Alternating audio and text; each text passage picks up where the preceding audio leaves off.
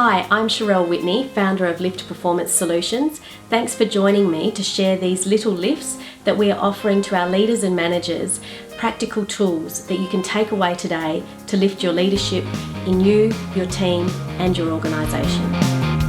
This little lift is called How Trust and Mistakes Can Coexist. And I really enjoy sharing this tip with managers and leaders because it is a bit of a myth buster. And I like busting the myths around things that we think we can't do or shouldn't do. So can mistakes and trust coexist? Yes, they can. And how do I know this is through my work with Brené Brown over the last 5 years.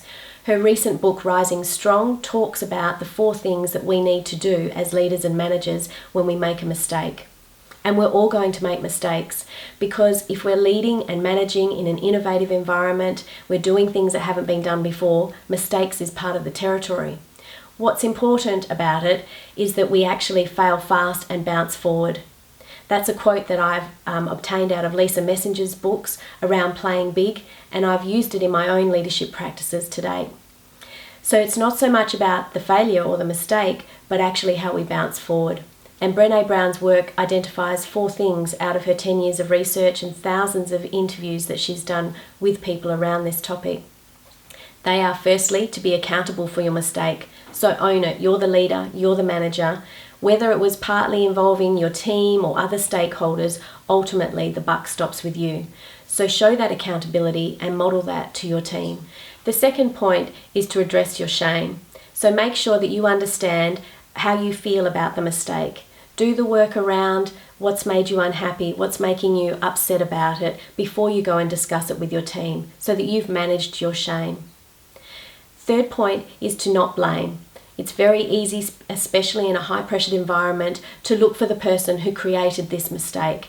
And sometimes if it's you, we tend to look for someone else instead. So as leaders and managers, it's absolutely vital that we don't blame. And the fourth point is to be consistent with your values. For me, this is probably the most important point and it guides the other 3. So if you come back to your values, your organisation's values, and you're living those values and modelling those values during a mistake process, then you know that you will have integrity and authenticity as a leader and a manager. So be accountable for the mistake, address your shame, don't blame, and stick to your values, being consistent. Doing those 4 things, people may still be frustrated with you, they might be annoyed, they might even be angry, but they won't have lost trust in you, and they will look forwards to what you're doing better next time, having learned from these mistakes.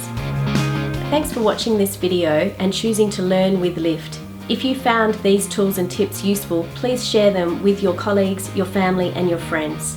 See you next time.